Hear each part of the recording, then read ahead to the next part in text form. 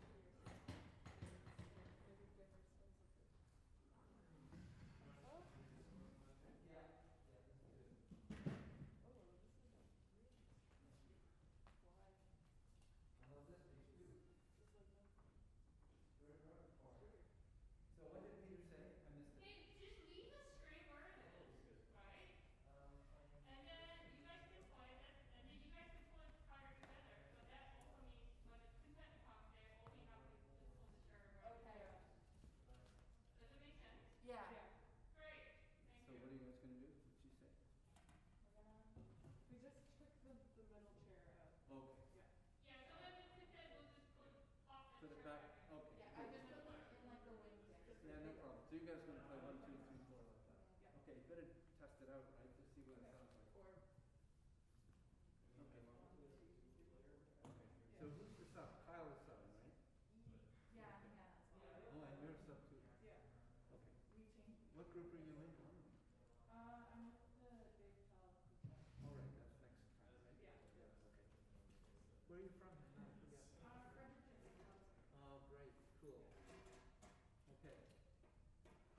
Did you go to Laval? Yeah, yeah, it is. Who's teaching trombone there?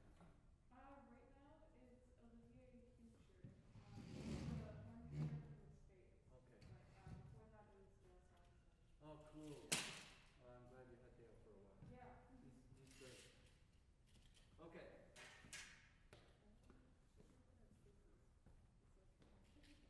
So Grace, have you got the scores? Yes, I do. I can get them out.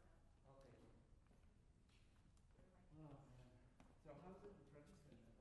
Is the COVID doing okay in New Brunswick? Yeah, like the case numbers are really low. My parents told me there's an outbreak right now. Oh, yeah? Yeah, they're scared they're gonna go back to the state. Are you from New Brunswick too? Yeah. I didn't know that. I thought somebody said that you're from Ottawa. No.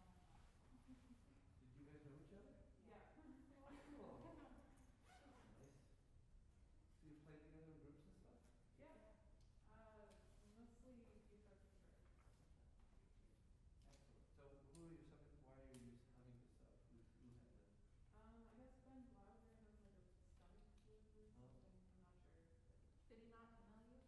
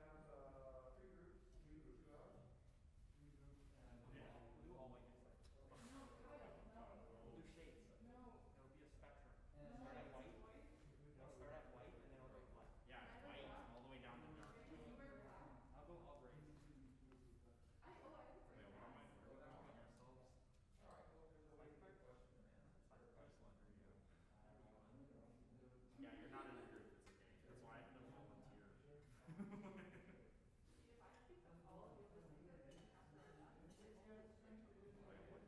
I don't even know what to say there for you. I know, because if I go there, I don't speak with you. Yeah,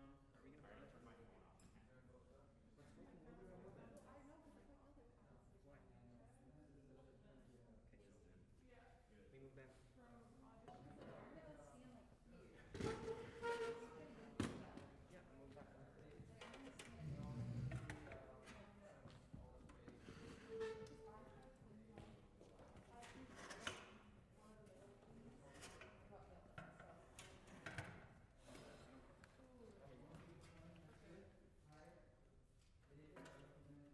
Yeah?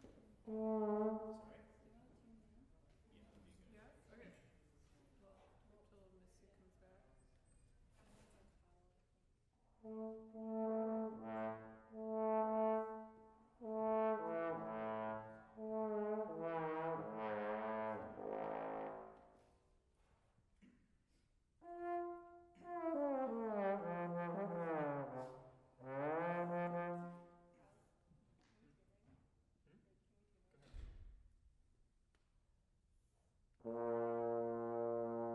wait till Missy comes back.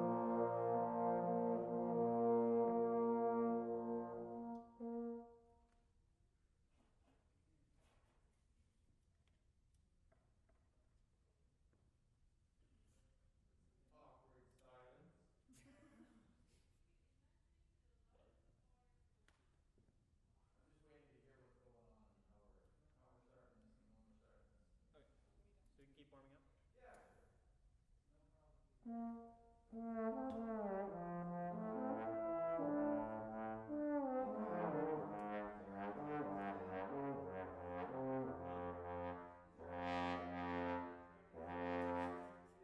your advertisement still in?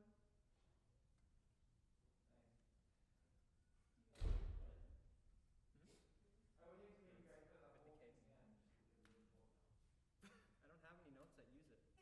in this whole program. You don't have You any. didn't show it. Even the PhD, no? You have one in the sheet? I have one there. Yeah, I don't think so. What? I was thinking that. You don't have a C? Nope. And Oh, I have one. I have one C. yeah. Only one C. Yeah. Fine. That note will be better now. I didn't know where.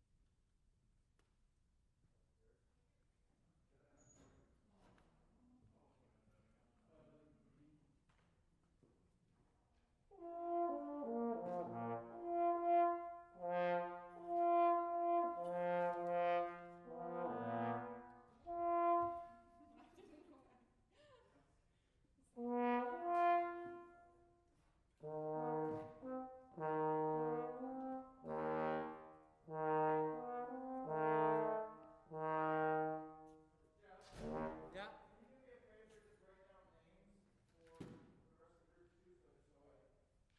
Yeah, yeah, I will do that somehow. Okay. I don't know, I have a pen, but Can you email that to me? yeah, I can do that. Okay. Um, You love me? He's gone. how are we doing? Good. 1, 2, 3. Okay, not quite a quartet. There's Kyle. Okay. So I guess we'll start. And can you hear me? Yeah. So How many do we have watching on Zoom? we have 38 or 40 people. 40 people, Okay. plus the coaches. I'm so nervous. So Gord is very nervous, just saying. But welcome to Gord Wolf. You all know that he's the principal trombone of the Toronto Symphony, and a fantastic teacher and musician. So we're very happy to have you, Gord. It's really great. And we have 3 groups playing today, and we have sort of half of the other 2 groups waiting in the hall, which is excellent. And thank you for coming early. And I realize we're in a bit of a sub situation with the quartet, but that's the way it goes. So here, off we go. And remember, everyone, Mike Fedician, I hope he set up. How did we do it last time? Mike, how do I talk to somebody when they're on Zoom and I only think they're listening? Life is hard right now. Okay. You just have to have a little trust. A little trust. Everyone write down your comments and save them, and somehow we'll get them collected, okay? Yeah. Just save them. Also, as we go, if you have any questions, just remember them and ask them. I guess we have some setup time in between, so. That's right. There's going to be setup time, like 10, 15 minutes in between each group. So there will be time to ask Gord some questions. So I hope people are hearing that. Be ready to ask Gord some questions in the in-between time. Okay? Okay.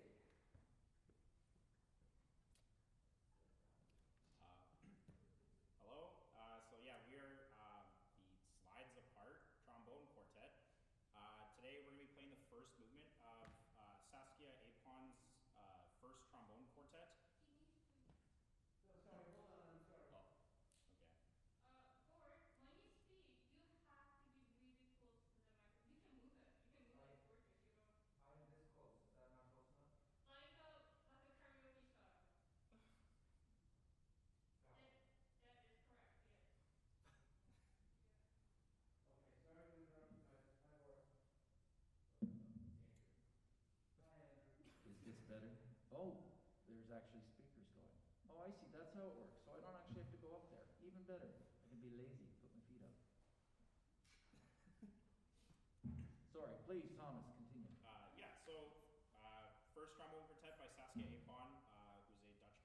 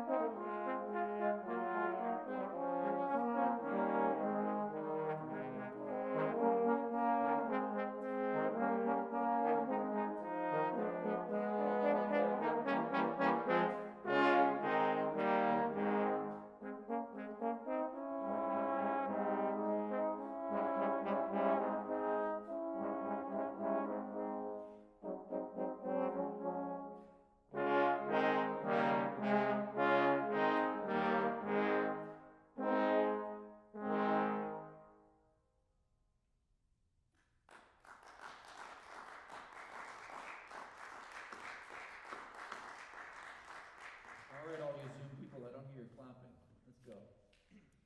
All right, bravo, you guys. Really great job. Let's go back to the apron to start. I'm going to take this microphone out of the stand. Really great job on this. This is not an easy piece to play, not an easy movement to play. There's lots of issues that aren't apparent from the audience's standpoint. And I know because I've played it before, and it's always difficult.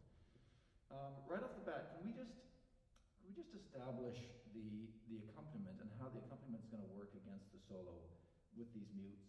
You know, the difficulty here is bass trombone doesn't have a mute, and you guys do, and we have to find a way to make these two colors work together.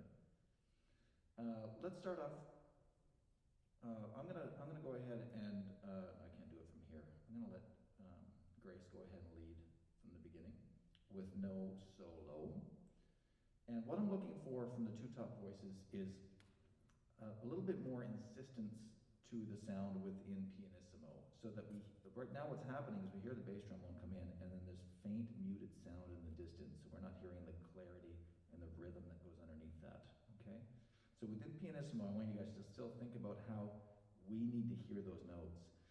D, da, underneath, okay? Let's go off the top. Actually, I will count you, because it'll be easier. 4, 5, 6, 1.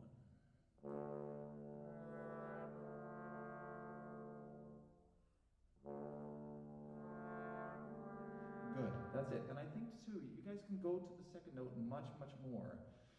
Deen, ta, and give me just a little bit more clarity on the front. What that will do is give us color in the mute, and that color will come through without being louder. Okay, one more time. 5, 6, 1.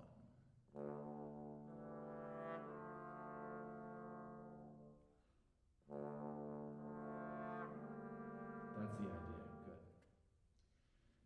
Hannah, is that right? Yeah. So, Hannah, I think that you can actually be a little softer here, but I like the way that you're starting. Go. Kind of this nice, I like that. Maybe just a touch softer. Okay? Thomas, when you come in, or when you move off of these notes underneath you here, it looks like a phrase where you have some freedom to your time, but you really don't. And the reason I say this is because, first of all, this is the first time we hear this melody, and if you start messing with it now, we're in for a long haul later, right? So we want to make sure that we just establish this beautiful melody. It doesn't need much as far as push and pull. We're going to do most of the interest through direction.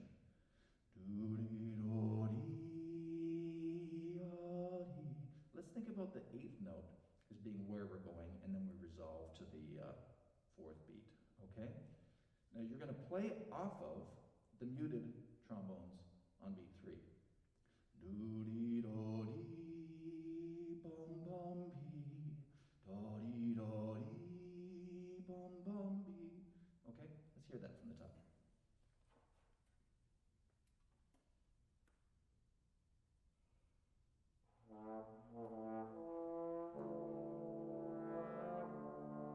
Hold on, one more time.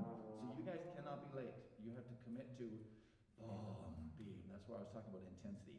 Boom, boom. Give him something to play off of.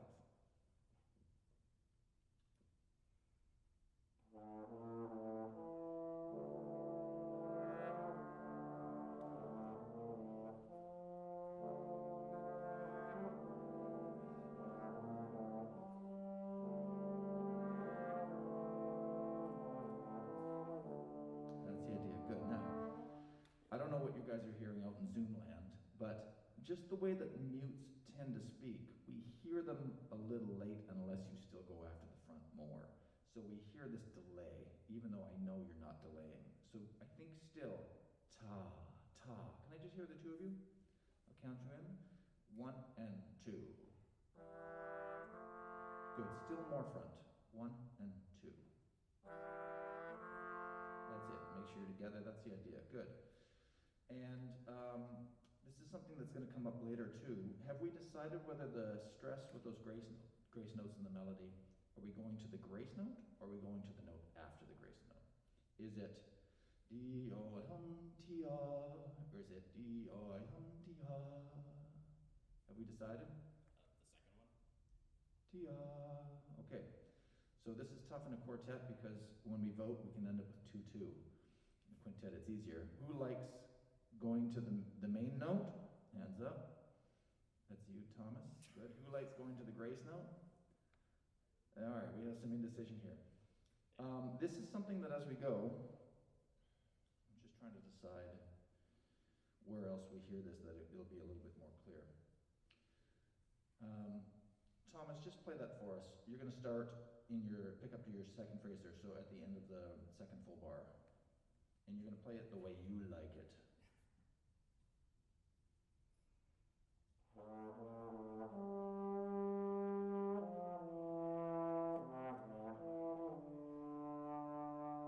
Okay, good. Now, Kyle, you were going to play, I believe it's near the end, right?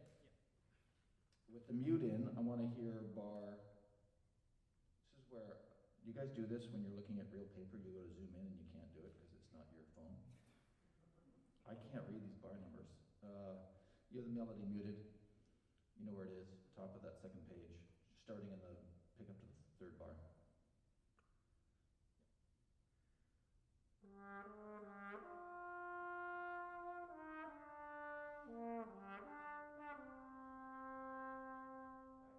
So they have very different characters. Hands up again. Do we like number 1 better? Do we like number 2 better? Okay, Thomas might be convinced. Yeah. Now here's the thing. On my way over here, I was thinking about buzzwords, because when you do a class like this, it's nice to have buzzwords. And I came up with 2 buzzwords. They are compromise and commitment. So when we're in a group like this, there's a whole lot of compromise that has to happen. Everybody has to give a little in order for the group to come up with ideas together that work. And then once we decide on that, we need to commit completely to that, okay? So from here on out, we lock in going to the grace note. Later on, we can unlock it and reassess it if we decide we don't like it. But for now, we commit to that happening, okay? And also with the mute in, at any time, we commit to fronts that are clear. Okay, right? Lock it in, commit, done. Let's go back from the top.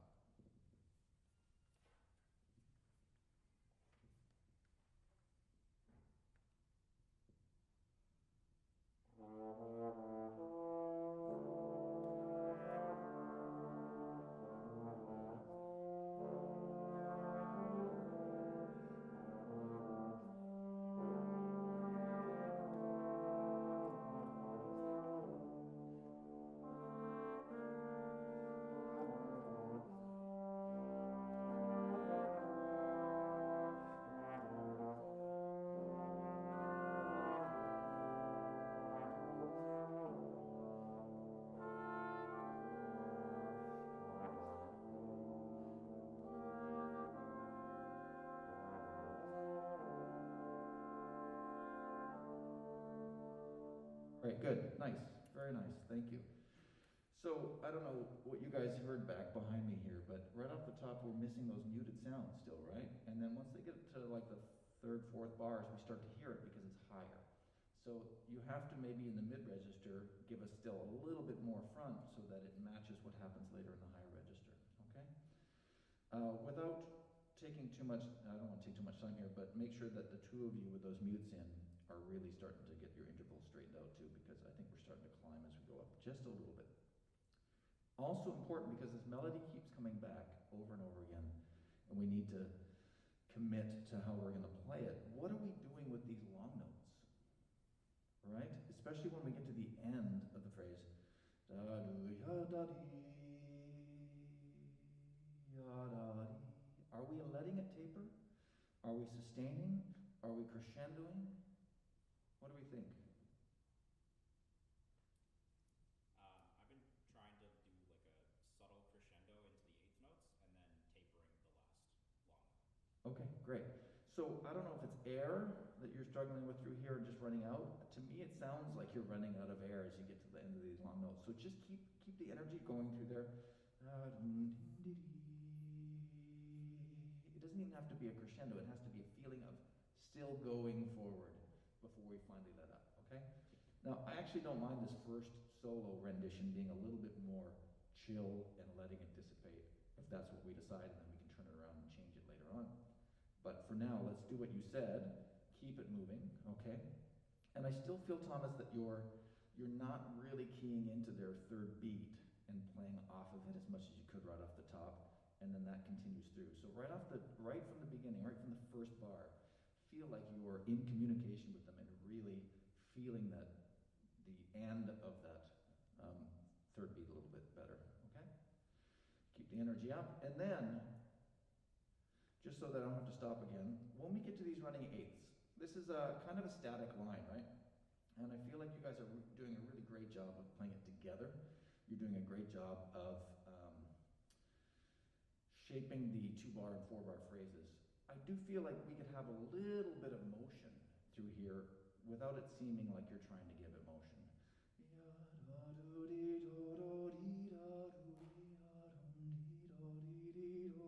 Going to that fourth beat each time subtly and then relaxing, just so that we have this a little bit of waves happening. Okay, again, it'll be so subtle, it's not going to be like screaming, speed up, slow down, speed. It'll be very subtle. Okay, last time from the top. Thomas, don't be afraid when we get to the second phrase mezzo piano to start to sing even more. Okay.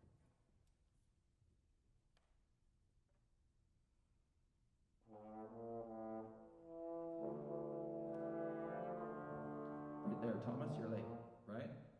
You're late on that. We have doo-dee-doo-ding, gong, gong, ka-dum. We're waiting for you. Doo-dee-doo-ding, gong, ka-dee-dee. In fact, just as a practice tool, this time through, I want you to take the tie out. Yo-dee-do-ding-ding-dee-da-dee, do-dee-do-dee-da-dee-dee. Okay? We'll keep going.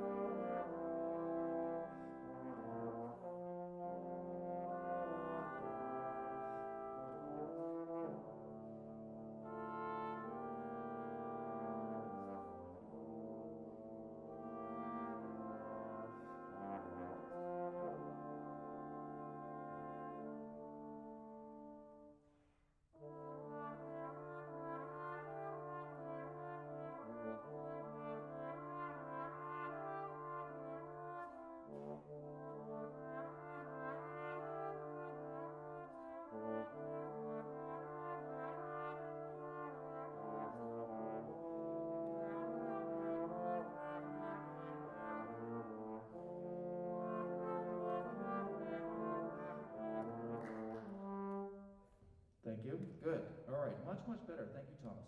See how just throwing out that tie gets you kind of linked into their third beat there a little bit better. So again, playing with mute causes a lot of problems. In my experience, it's very easy when we're playing legato to start sounding like you're listening. Remember back in the 70s when you could play a record backwards and there were satanic messages?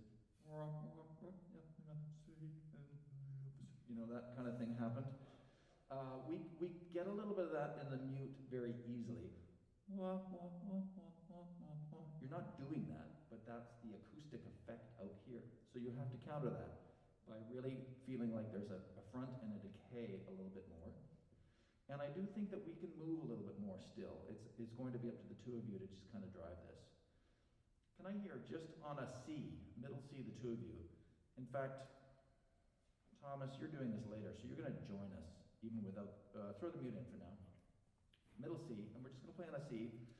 T-ta-ti-ta-ta-ti-ta-ta-ta-ti-ta-ti-ta-ti. So we're driving to the fourth beat, and we've got clarity, and we're making sure we don't hear any kind of growing on the notes.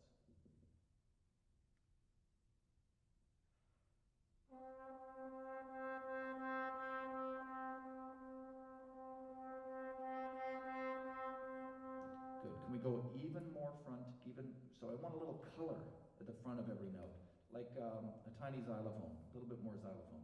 Ting, ting, ting, ting, ting.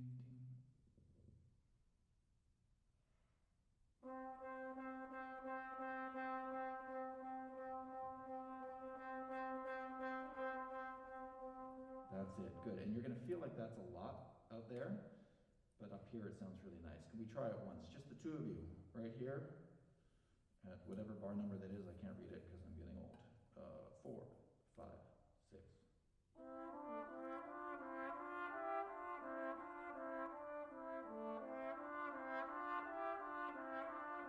That's the idea. Can I get a little more front still from you, Kyle? Just so that we match the color of what Grace is doing a third up. And fight the urge for this to get heavy at any point. This should be, trying to think, this should be leaves blowing in the wind, not leaves falling in the rain.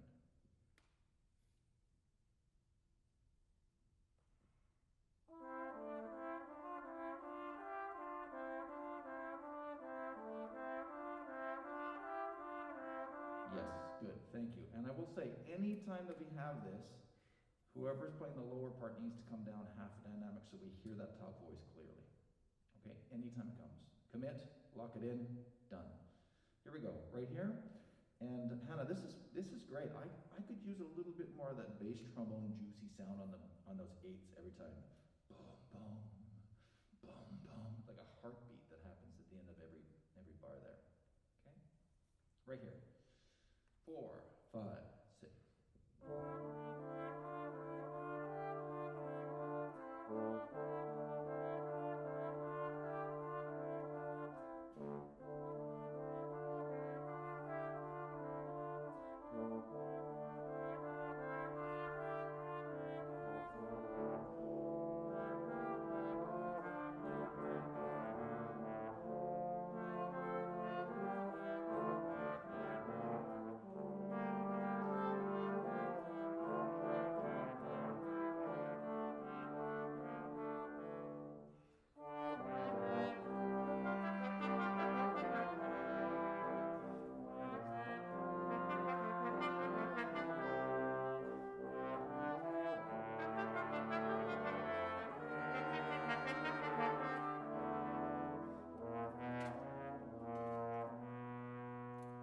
Excellent, thank you. So we're really starting to get some characters through here, and we're not letting it get heavy. I remember reading a few years ago a great advice when you're practicing with the metronome, and that is feel like you are leading the metronome. I don't know how many of you have ever practiced like that, where you're feeling like you're the one dictating where the metronome is going to fall. When we're playing this melody at any time, if we feel like we're following the eighth notes behind, then it's going to start to get logy and heavy. Love that word, logy. But if we feel like you're leading that at all times, this melody and the accompaniment underneath continues to feel like it's floating instead of kind of being sinking down into the quicksand, okay?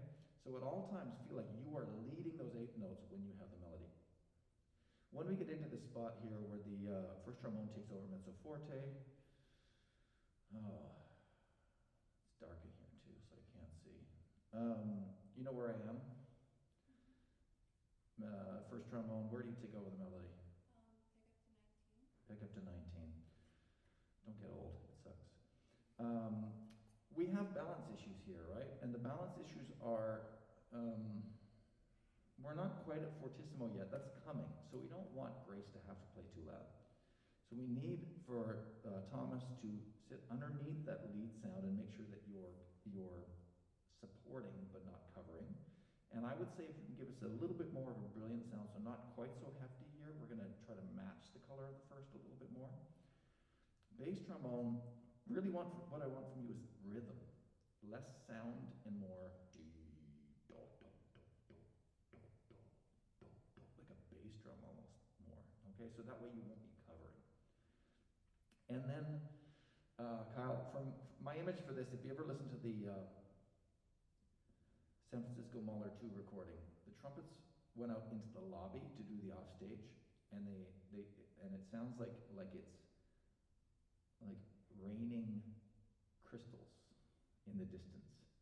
And when you have the mute in, I would say get in there as far as you can so it's a really tight sound, and then give us these just beautiful. You can still have some length, but it's just this beautiful fronts that sound like bells ringing in the distance. Okay, so again, you're not going to cover, but we're going to hear them all very clearly. Can I hear just the two octaves here in the melody?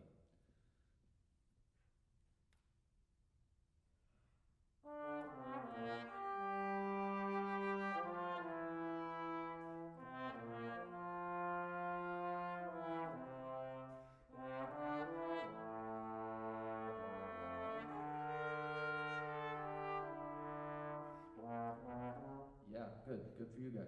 Grace, I think you can just, if you've got some sizzle on that B flat, go ahead and give it to me. And make sure that it leads to that last note. Okay, good. Let's throw everybody in there. This is pickups to 19.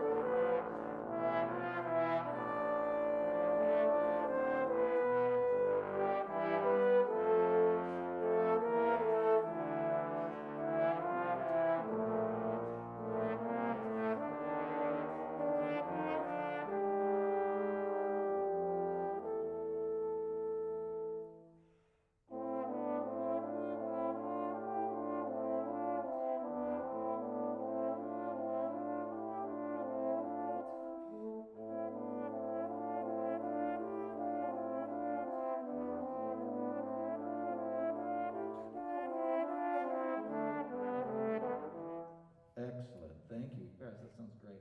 Nice job up there. Kyle, tough part. Oh, running out of time. Okay, I just wanted to say quickly, with the two of you on this melody, again, drive forward. It's going to be easier, and it makes a lot more musical sense. When we get to the unmuted da da da da da, go ahead and let the trombone sound now be heard. Like, don't be afraid to. We're unmuted. We're filling it out. It's like the clouds have parted and the sun comes up, and finally we all get to hear what the trombone is supposed to sound like. So go ahead and just open that up and be okay with that.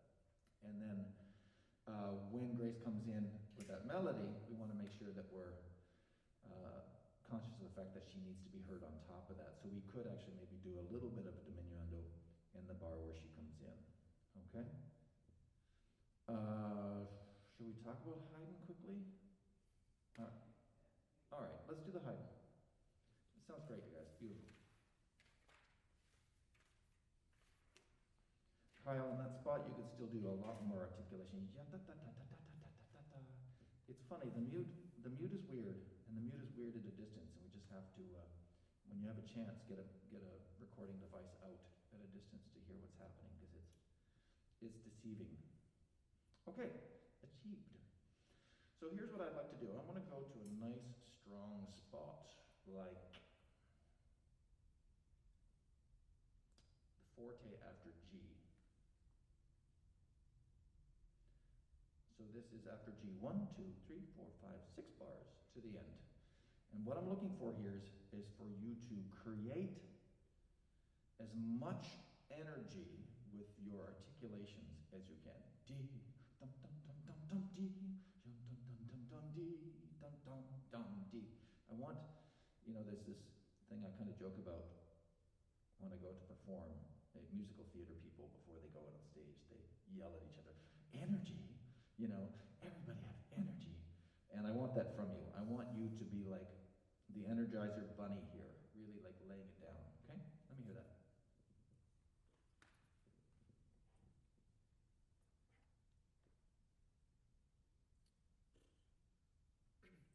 Sorry, could you clarify one more time? Some of us have different editions. Oh yeah, sorry. So this is the last letter you have, rehearsal letter, which is like, I don't know, 12 from the end or something like that. We're going 4 bars before that. It's a forte. Yeah. 4, 8. H or G? So it's between G and H. The forte between G and H. Got it. Yeah. Like B2? It's about 20 bars from the end. second and third have a forte, and then a bar later, first has a forte, and a bar after that, Yeah. fourth has a forte. Yeah, so it's 4 before 8. Yeah. Yeah. Mhm. 4 before 8. Wait, do we have the downbeat? Hmm?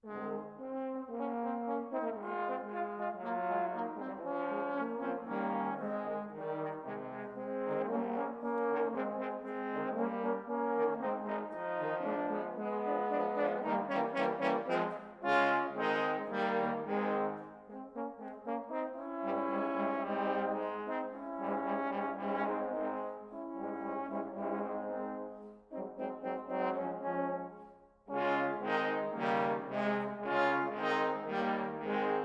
Yeah. Okay, good. So, for me, have you ever met those people, really sporty people who are like triathletes, who are nothing but like lean muscle, and they're like kind of disproportionately long, and they move in a way that's graceful but quick.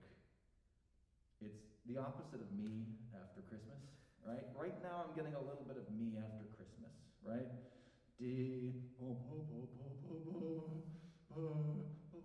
I'm getting a little of that, right? So I want you to skip ahead to mid-January when we all hopefully can join a gym again. And we're quick and we're fast and we're light and we're live and we're like burning with energy that we can't control. And I want that energy to come out of every articulation and every phrase from where we started to the end. Can we do that again? No weight to this. It's all lift.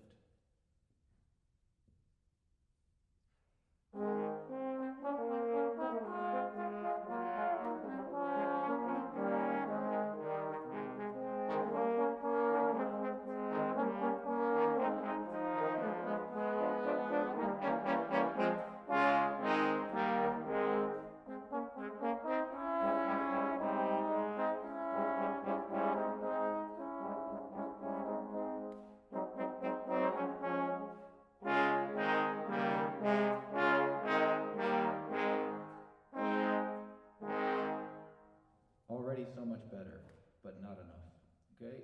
Close your eyes for a second. You are all members of Cirque du Soleil. And you're doing an acrobatic act where one does a somersault and the other one tries to outdo the somersault. And you're doing this kind of dolphin jumping thing back and forth, trying to outdo each other with the amount of energy and lightness and spirit to everything. So when I hear bum bum bum bee da, bum bum bum ba dum, that's again me trying to do Cirque du Soleil. It doesn't work, right? Bum bum bum bee dum. Then next person bum bum bum bee dum. Next person bum bum bum ba dum. Outdo each other musically to the end. Same thing one more time.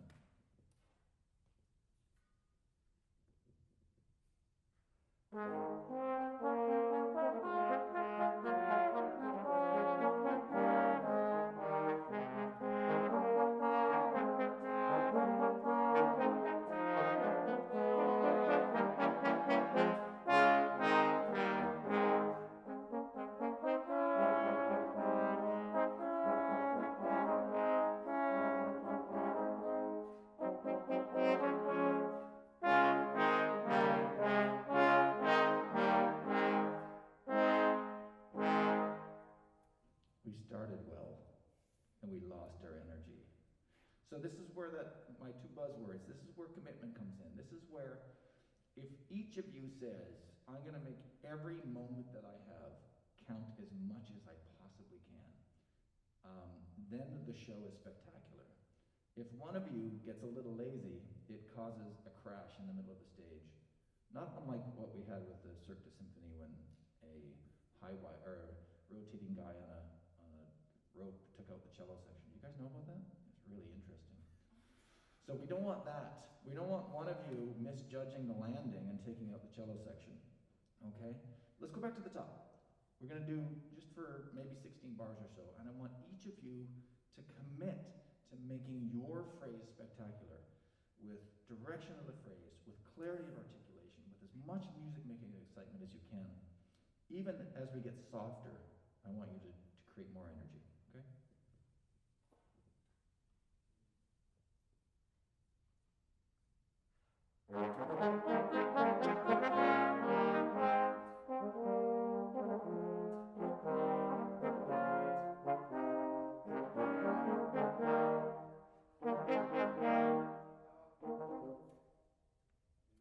Hello?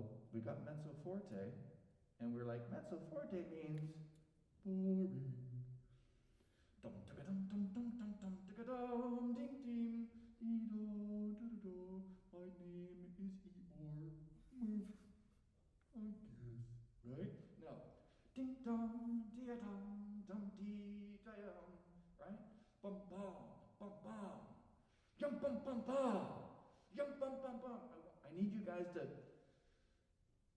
I've never done this, but imagine what it's like to take speed and play this again. Don't do it, just imagine it. I'm not telling you to go out and do speed. I'm just saying, like you know those times when you have too much caffeine and you can barely hold the instrument? I want that feeling of excitement, okay? You're going to drop the horn, you're so excited, but you can't give up on any note. Commit to every note. You guys are playing great and you're playing together. I'm just not feeling the energy that I need. And especially with the shields up, you need to provide even more, okay? One more time.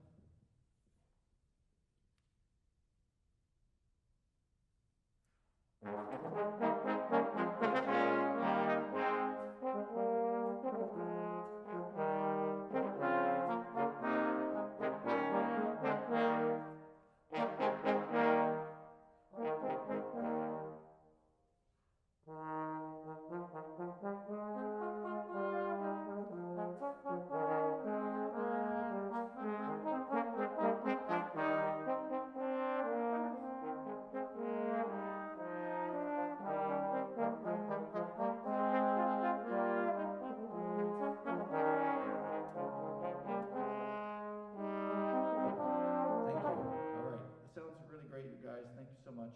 Bravo. Big round of applause from the Zoom crowd.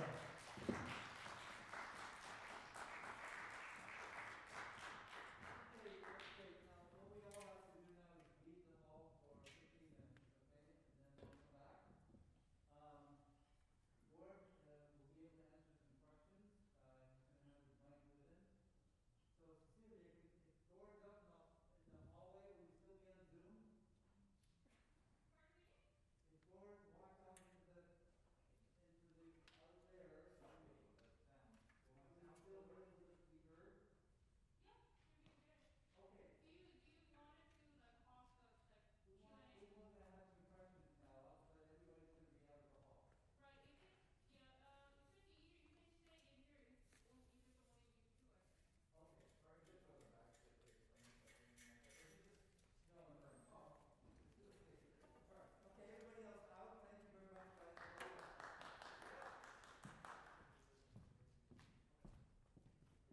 I love that.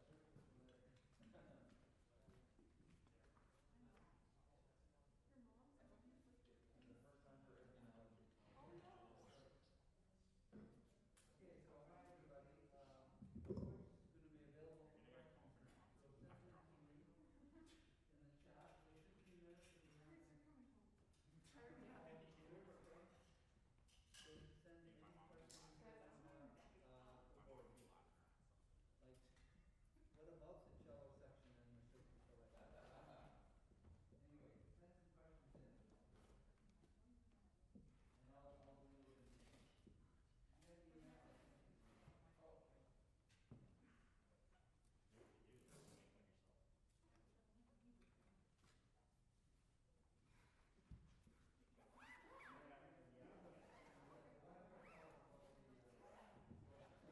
So we were doing, we did a few times the.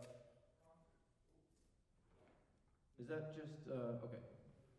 We're doing concerts with the Cirque du Symphony, which is I don't even know if it's an official branch of Cirque du Soleil. It must be, where we would play music, and they would do some acts out in front of the orchestra.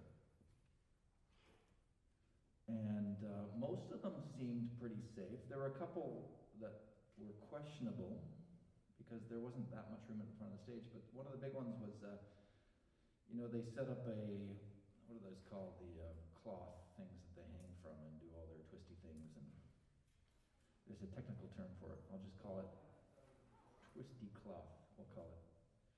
And basically it was hung up in the middle of the hall, so like over the audience, and somebody would swing out and over the orchestra and over the audience, and they would do all these acrobatic things while we played. And it was probably like, I don't know, like saber dance or something silly. And in the rehearsal, at the end, it slowly winds down, and the person has to come down and time their landing so they land on the front of the stage. And it seemed kind of borderline dangerous for the people, because he was going counterclockwise and would come down in front of the cello section. And all of us were thinking, that just doesn't seem safe at all. And then sure enough, in one of the concerts, he mistimed it and took out 3 or 4 members of the cello section. Now, fortunately, Britton Riley, who was probably 6'5", was in the way of most of it and took the brunt of it. And luckily, no cellos were harmed. Only people. So we can be thankful for that. No. In the end, I think it was okay, but we definitely scrapped that tune after that. And somebody in the audience had gotten the video up on YouTube for about 2 hours before it was taken down. I wish I grabbed a copy of it, because that would have been great to have. But it was very exciting. And the worst part was, for about 20 seconds before the end of that tune, as we were playing, I think we all started to feel something was not quite right. And so we were trying to play and watch this happen at the same time, so it was kind of fun. Okay, well, thanks for that little inside information. I'm mute.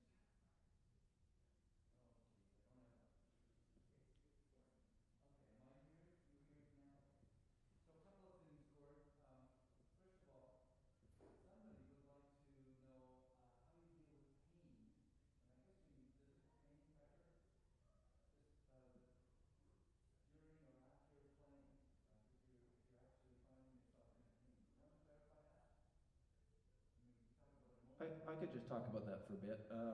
As brass players, I've gone through some injuries in my career, and I think at some point everybody does, whether it's minor or major. You have to learn that lesson before you change your ways. Prevention first. So make sure that you're doing shorter practice sessions. Make sure you stop when you're tired. There's lots of ways of practicing without actually playing the instrument, and so developing those techniques are very, very important. If you're hurting yourself, you want to look at whether you're doing some things wrong. And when I look back at hurting myself, for me personally, I was using too much pressure on my top lip and relying on my top lip to do all of the work. And when I got tired, I just pulled harder, and I got to a place where when I was tired, I kept trying, and it just developed bad habits, and eventually something has to give, and the muscle gave. So you really have to learn early on to be smart. If you're coming back from being out of shape, don't expect yourself to be able to play 3 hours. Work it up slowly and start to build up some endurance. But obviously we get into situations where no matter how careful we are or how in shape we are, we have to finish a rehearsal or a concert when we're tired. There are ways of being smart there as well. You could, I often, if we're in a pop show and there's just a bunch of long notes, I'll either play half a dynamic, or even sometimes if I know that nobody will hear a note I'm playing and I'm really tired and it's the end of a second pop show in the same day, I will pretend to play. And I'm not even sure people next to me would know necessarily. Vanessa's like, yeah, I know. But it's important to know yourself and know how to pace certain things. Those times when I have had to push past where I was comfortable, there are 2 different types of pain. There's the zinger, and I think probably at some point most brass players have had the zinger. The zinger is that quick shooting pain that goes away. And for most of us, I would say that is maybe once a year I'll get this in a pretty heavy pop show, where I'll be like, oh, that was a zinger. And so I know to back off. It's my body saying, chill out. You're not in the red zone yet, but you're getting close. So try to take it easy. Take it off your face when you can. So there's that pain, which is not, in my opinion, necessarily dangerous pain. It's when you start to, day after day, feel that things are not healing the way you want, and that the pain is happening when you're not playing, and you know, you finish for the day, and getting ready for bed, and you're like, wow, that doesn't feel good. That's when you really have to be careful, and you have to slam on the brakes and maybe take a couple of days and let things come back, or even longer if it's bad enough. But you do have to listen to your body. I think just like in any kind of athletic endeavor, you'll have pain that in the moment you're like, oh, shouldn't do that, but you're okay. And other pain where you know you did something wrong and you need to listen to your body. So if that does happen, then it's a much bigger situation you have to deal with, and you have to decide whether or not it's a short-term rest thing, or if it's a couple of weeks, or even longer if you've done enough damage. As far as day-to-day fatigue and swelling, I'm not against putting a cold drink against my lips at the end of the day to take the swelling down. A cold metal can works very well as an ice pack at the end of the day. And I also think that if you're waking up and feeling like things are a bit swollen, you can take Advil every once in a while if it's really, really getting to you as well. That can help with the swelling. I was taught early on that, I know this sounds gross, but if you buy a fresh tube, it's not so bad. Preparation H was something that models used to use for the bags under their eyes to take the swelling down. And so, again, if it's a fresh tube, then why not? Preparation H just is an anti-inflammatory, right? So you can use it as lip glue. Just don't mix it up with, your dad's food. Don't go any further. All right, I'll stop there. Does that answer your question, Piper? Here's another question. What is your opinion on buzzing for low brass players, specifically in regard to the air and resistance differences between playing the instrument and buzzing? So I think buzzing can be beneficial. I don't do a lot myself. I buzz at the beginning of the day. So my thought behind buzzing is, I feel like if I can get a very specific sound on the mouthpiece, I'm using my air correctly. So what I did early on was, when I was playing one day and I felt really good about how I was sounding, I took the mouthpiece off and I buzzed that way, and I thought, okay, that's the sound I'm looking for. That's the color. That's the mix of buzzed air that I like. So I actually start my day off doing maybe a minute of buzzing for two reasons. A, to get the sound and the air I'm looking for and match those up. And B, to make sure the first notes of the day feel more comfortable. You know how it is. You pick up your horn, you put your face on that mouthpiece, and the first notes sound like crap. And for the rest of the day, you're like, oh, it's just terrible. Whereas if I do a little buzzing and then move to the horn, those first notes feel like I'm already somewhat warmed up and I'm not starting from scratch. So I do that. I also find that buzzing can be very effective for articulation work. If I'm looking to get some clarity on some specific passage, I will go after it on the mouthpiece, only because when you do it right on the mouthpiece, it comes across too articulate, and so I'm looking for that specific sound when I'm buzzing. I also sometimes will buzz if I'm struggling with a certain register, and what I find is if I can buzz it, even if it's not necessarily the sound I want in a register, that can translate to the horn as well. So I don't do a lot, but I do use it for very specific things. And the reason I don't do it a lot is I agree that the resistance is different, and that if you do too much, it can get you in trouble. I had a student go to Pacific Music Festival one summer and came back. I think he had studied with Denson Paul Pollard from the Met while he was there, and he came back and had this 25-minute mouthpiece buzzing routine that he did. And I knew, even before I heard him play, I knew exactly what I was going to hear. I was going to hear this big, airy sound with no core, because he'd been doing it for about a month. And sure enough, he started playing, and I was like, you got to stop that. Because there's something about doing too much buzzing that can really interfere with your sound and just the way you're creating resistance with the instrument versus the mouthpiece. So, be smart about it. I think there's a use for it.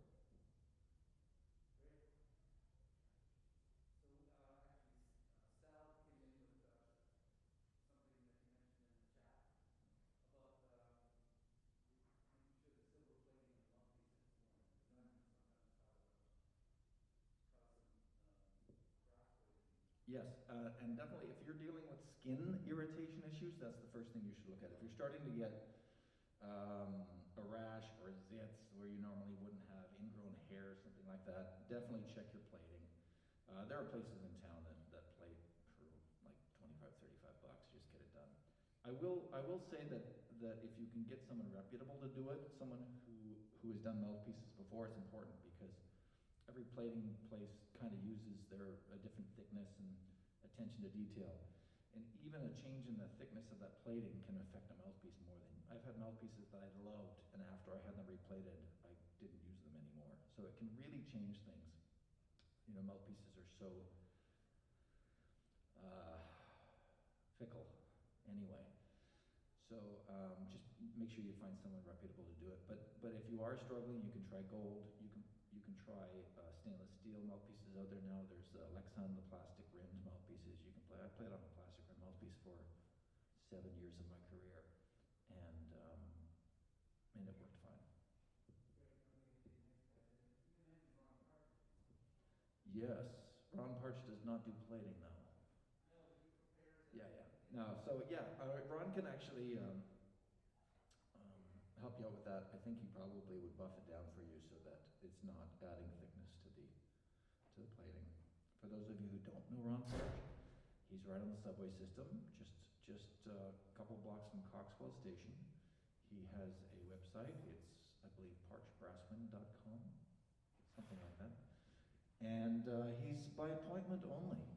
He's a lovely man. Go in, say hi, buy him a cup of coffee. He's also selling my CDs, so you can buy one there too. Right? Thanks. Actually, Ron has sold more of my CDs than any other place.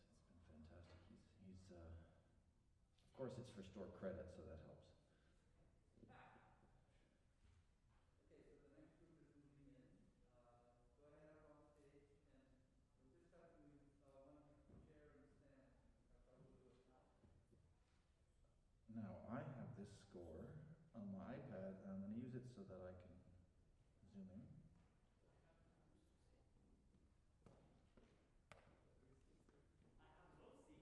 I used to call bingo as a job, and so I'll give you a little demonstration of how that would go. B 13. Under the B, lucky number 13.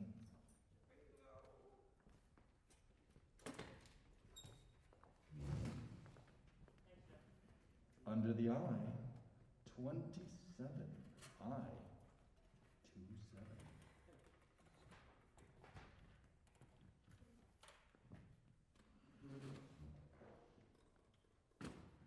And then I would always, we had this little timer that you give 10 seconds between every number, and I would, just so I could get out 20 minutes early, push it to 9 seconds, and then all the little ladies would start throwing stuff at me because they couldn't fill out their 64 cards at bingo.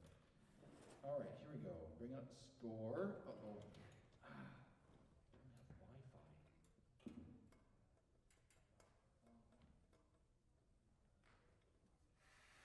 So we have, let me just double check names here. I have names. Boris? Yes. Eric? Yeah. David? Yep. Ian? Tony? Hey. Tony. Sorry, Seinfeld reference. Who here has watched Seinfeld? Hands up. Oh my goodness. It is the most important cultural phenomenon in the last 50 years. I'm just saying that unequivocally. No argument. Okay, so you guys are going to play the Collier-Jones 4 movements for 5 brass. And you're playing which movements? The first two. First 2 movements. Okay, whenever you're ready. If you want to play a couple notes, play a tune and note. Okay. And we're also playing the 3 pieces by Anthony Hopewell. Oh, okay. Is that what this other score is? Yeah. Okay. So are you going to do all 3 or are you going to do? All 3. Okay, beautiful. We have time.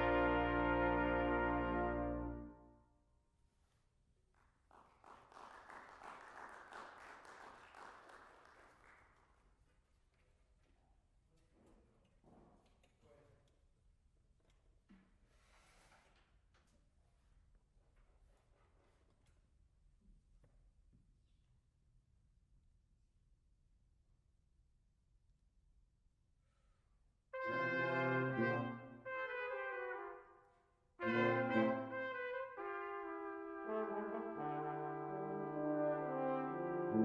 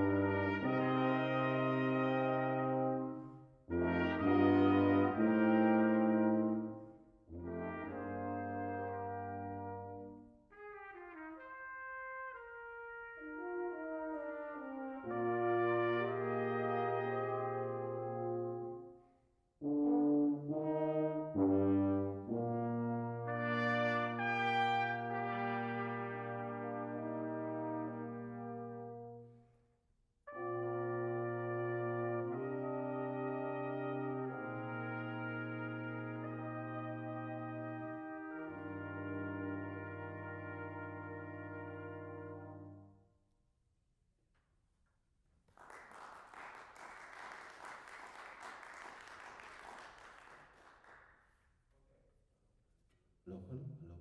I'm going to do my best to not get caught up in one movement and kill all the time on that, which is what I like to do. I don't like to do it, I just do it accidentally. So, back to the whole barn.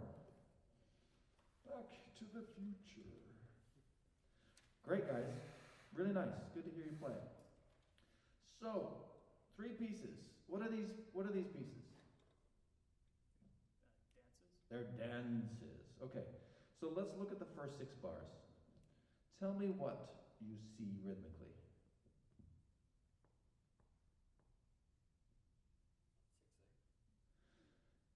6, 8. Or 3/4 has both. Yeah, Yes. Okay. So let's look at that very carefully here. We have 3, 4, 6, 8, 3, 4, 6, 8, 3, 4. Let's say 6, 8. Okay.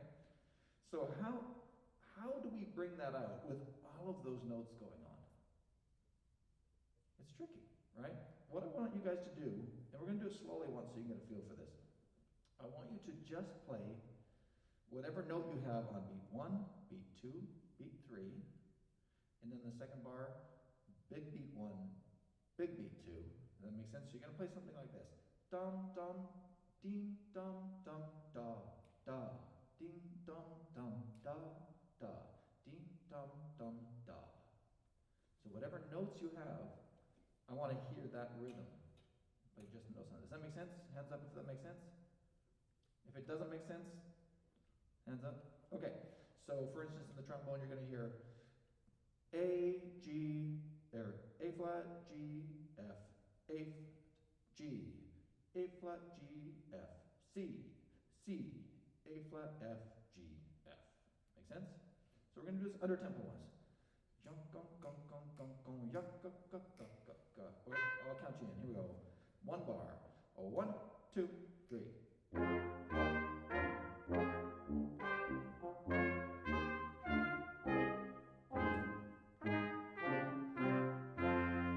You dance like I do, which is not very well. Okay, good. I would even say on the tuba, go ahead and just play your C. Sorry, that's not right. Play your E flat on, so in the second bar, D, D, Ga. That's where the emphasis is, believe it or not. We're going to do that for now, okay? That make sense? So, now, can we give some length and some dance to this? So it's going to sound like this. D, D, dum, D, da, ding, ding, dum, D, da, ding, ding, dum, D. Whatever notes you have. Okay? A little bit of length, a little bit of dance to it. 1, 2, 3. Wait, stop. Horn player's doing it right. Length. We talked about the 2 words, compromise and commitment. So listen to what I'm singing and then commit to doing it. Da, dee, da, dee, da, dee, dee. Length. Beautiful decay. 1, 2, 3.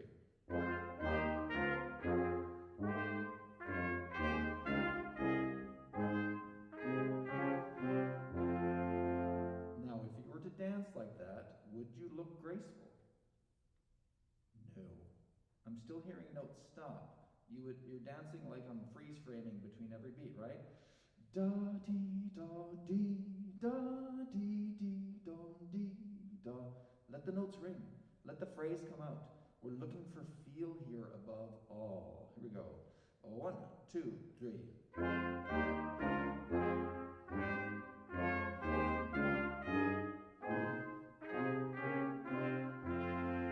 All right, we're starting to get a little less square. Everybody sing this with me.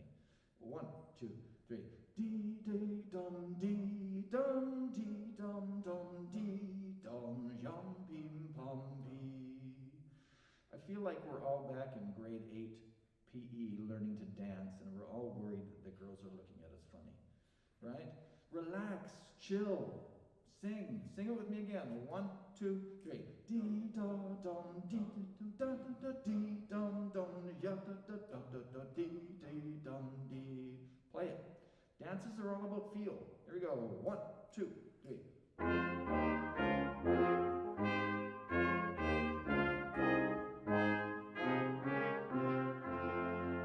So I'm still hearing space. Am I singing space? Dee da dum dee dum dee. My singing has a phrase to it. You guys are like Frankenstein dancing. Give me some music. I know you can do it. Ta ta ta ti ta sing. You're going to sing through the horn. 1, 2, 3.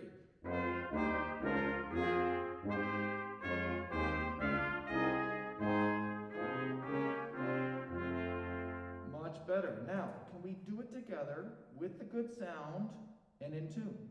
Here we go. 1, 2, 3.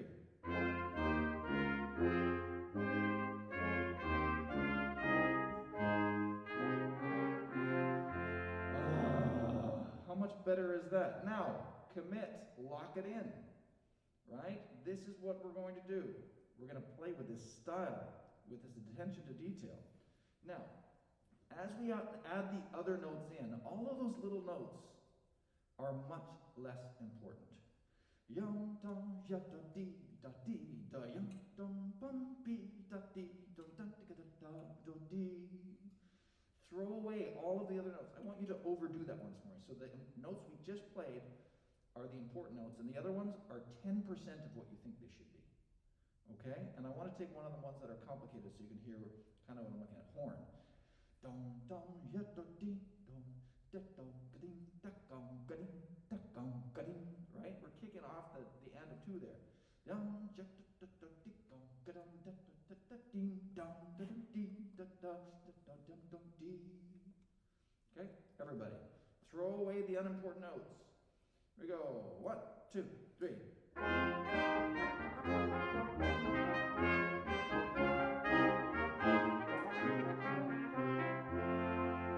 We're getting there. Okay? Now, everything we're doing here, obviously, will translate later, so I want to get this right. Right now, can we take off the Doc Martens and the swimming flippers and put on our dancing shoes and lighten it up even more? I want you guys to just like go way overboard on this lightness. Tuba, it'll sound like this.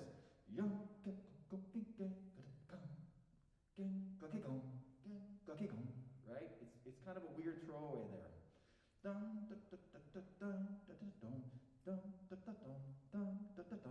Right? We want to kick on the E flat a little bit more.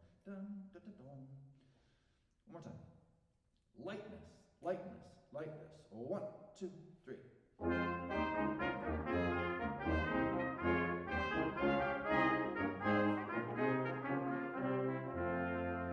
We're getting somewhere. Okay. Now, can we spring more when we're forte? So we're having this beautiful, like, imagine if you're actually dancing and leaving the ground a little bit. There's a little bit of jump to it. Lift.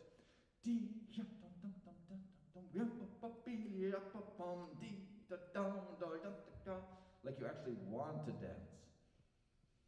I know, right? Guys and dancing. What is with that? Why do we hate it so much? All right, here we go. 1, 2, 3.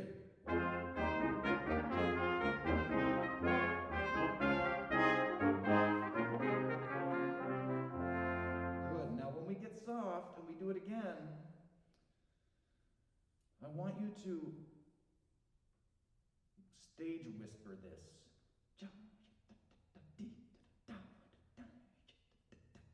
And much more energy I'm having to throw through the microphone in order for that to come out. That's what I want. Okay? Second time through. Here we go. 1, 2, 3.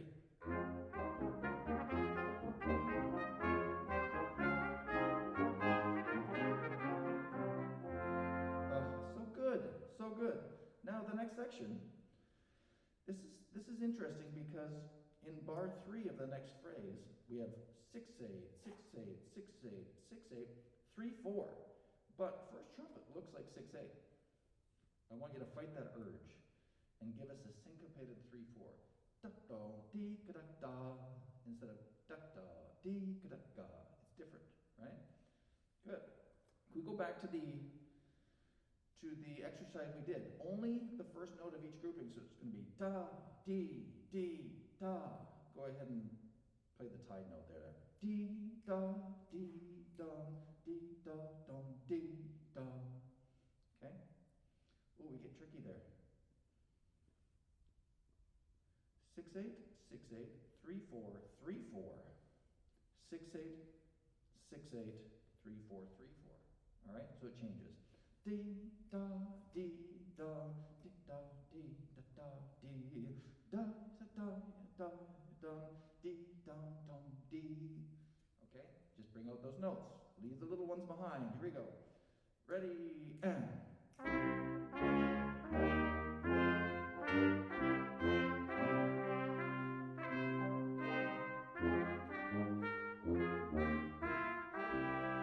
Good. I know, tough to do the first time. Take a look at it quickly, and we'll do it again. Let's get that lightness right away. We're forte. Ya, dee, da, dee, ya, ga, dee, da, dum, dee, ya, dum, dum, dee. Here we go. One bar of 6/8. 1, 2.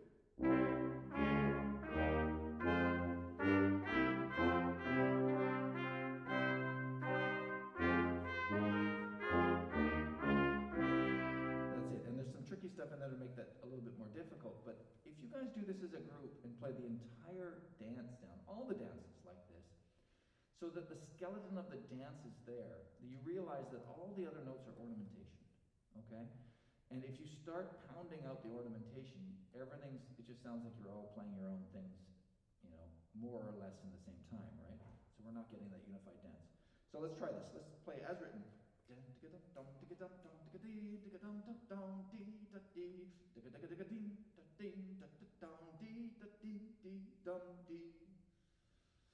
we go. 1, 2.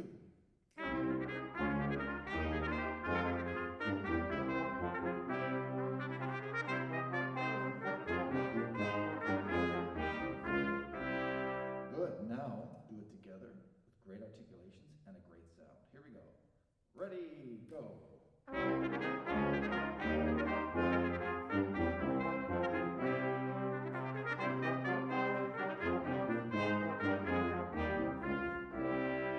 Now we're getting somewhere. Okay? Does that make sense? So you kind of have to strip everything down to understand the structure and the skeleton behind it, and then you start adding these elements, and they really come alive. Okay? If you don't take that step, I think things can get lost and not make a lot of sense to the listener otherwise. Okay? How are we doing for time? Let's do a little bit of the Collier Jones. We're going to do first movement. Can someone from the group tell me what your kind of thoughts about what this should sound like or feel like is? In our chamber coachings, we had comparisons to like Mahler and the very dynamics and all these really cool things that are going on. So contrast. Yeah. Yeah, a lot of contrast. I actually meant to say before the trombone quartet played that everything I'm doing here is subjective, obviously. If anything I say goes directly against what you've been told, it's because we're all humans and not robots, and we like things differently, and that's a good thing, and that's why we do this. So if I say something that goes against what you've been told already, humor me, go with it, and at the very least, I'll give you a different perspective, right? I noticed that we're starting forte. Did you mean to start forte? Okay, so I heard da, dum, and then suddenly soft. And I wonder if we can start with what's on the page, okay, and really commit to that. For me, it's interesting. If this is Mahler, and I can see kind of that perspective, let's go for like a Mahler 4 with sleigh bells and lightness instead of a Mahler 6 with the hammer blows. So see if we can just, for me, what I'm missing with this is lift. Everything's up. When I was taught conducting, one thing that really stuck with me was that when you get to the ictus of the beat, you feel like you're bouncing your arm off a couch cushion. Boom, boom. And you're actually feeling the up more than the down. And I like that a lot. And I like that for this. So we're going to go for more of a dee da da da dee da dee da da da da dee da da da da dee da. Everything's full of lightness and transparency. Okay? Let's hear a little bit of this.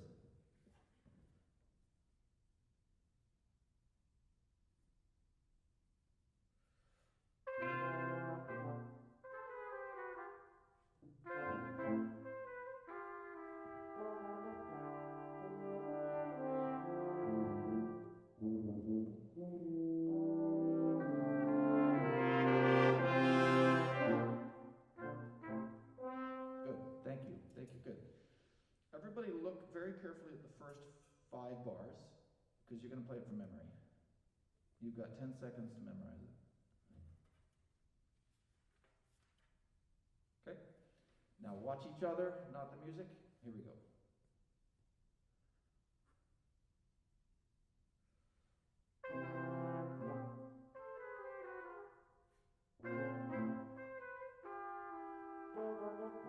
Good. All right. Now already you're starting to trust yourselves. There's 2 things happening. First of all, when you're starting this, I'm seeing you all like, okay, we're going to do this. We're going to get it together. And you're also staring at your music. So I want you to, now we've stopped looking at the music, I want you to chill out and act like the music is telling you to act. Dee da da da da dee da ga. It's almost like, hey, how's it going? Good, how you doing? Okay. You wouldn't go, okay, I think I got this. How are you doing? That's kind of what I'm hearing from you guys. Take the tension of it. Enjoy this opening. Still memorized. Chill out, play, have fun.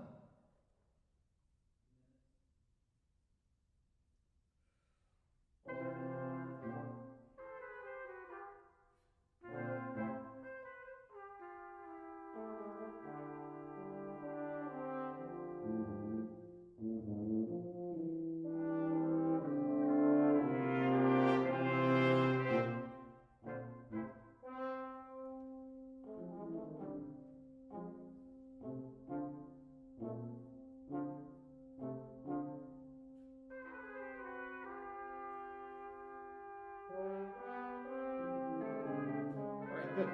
Nice, you guys. So, I'm always looking for storytelling or a way to make this interesting from I don't know this piece. And so the first time hearing it, I love coaching a piece the first time because I have no preconceived ideas about what it should be. I'm just going by what I hear. And I feel like in the horn, you have all these interjections that are at least a dynamic or two louder than everybody else. So what I want you to think about is you're a group of guys, they're about to go out partying for the night. And these guys all just want to sit around for a while, and you're like, come on, let's go, come on. And they're like, I don't know. Chill out. No, come on, we gotta go. It's okay, don't worry about it. So there's this energy back and forth of you trying to get things going, and they're like, nah. And then the tuba turn on, okay. Tick tock, tick tock. And you're like, come on, okay? So I want to feel this energy back and forth where you have accents and mezzo forte and you're full of energy and they're like, maybe later. Okay, let's just go from the 1, 2, 3, 4, 5, 6, 7th bar. Tuba.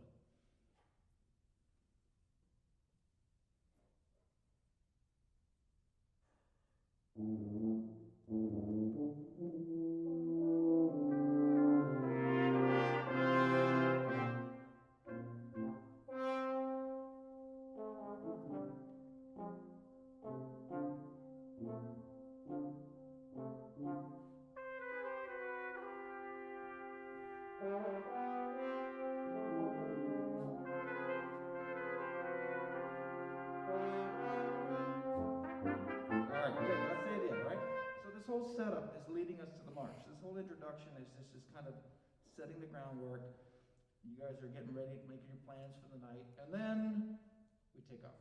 We go. Okay? So try to come up with some sort of kind of developing storyline that kind of carries you through it. Okay? All right. Thank you guys. Bravo. Thank you so much.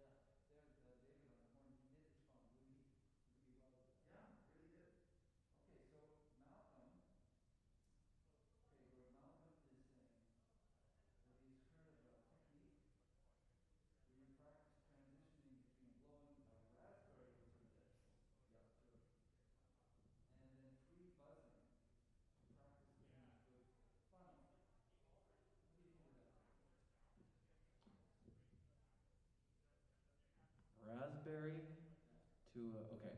So, funnily. So, I mean, for me, the idea of free buzzing, which is kind of funneling, is a good tool. I'm not sure about the raspberry. I mean, the raspberry I will use if my chops are stiff and tired, or if I got two bars of rest before I have to come in on another high note or something, just to loosen things up. I guess it can help with just blowing relaxed air, which is great. Maybe especially for tuba. Who asked the question? A trumpet player. Okay. I have not used that specific technique. I will say that the idea of free buzzing for me is effective when needed, because if you can't free buzz and you learn to free buzz, like if you take the time to kind of learn to free buzz a little bit, you'll see that the structure of the muscles and the chin and the embouchure are much more stable and much better. So sometimes I'll use free buzzing to establish correct structure of the embouchure so that the inside, the aperture, the flesh where the wind passes can stay relaxed. And so by free buzzing, my lips can stay relaxed and vibrate, because it's like tightening the outside of a bass drum, allowing the bass drum itself to stay relaxed so it can make a nice boom. I feel like it allows you to have the control and then allow the air to pass through the lips and vibrate at the correct speed. So I guess in a way that is funneling. My idea of free buzzing does funnel the air, which in the end is compression. When we talk about compression and we talk about changing the speed of the air, that would be another way to talk about funneling the air, I think. So for me, again, I always need a specific reason to do something. I often have lessons with students coming from outside they'll do something, I'll say, why are you doing it? And they don't know why they're doing it. And so for me, not only is that a waste of time, but sometimes it actually backfires, because I'm doing something wrong because they don't know why they're doing it. So as long as you understand why you're doing an exercise, any exercise can be effective. I guess that would be my answer to that. Thanks, Gord. Any other questions from the peanut gallery? Actually, Malcolm just asked if you've heard of the idea of a trombone masterclass. Oh, okay, great.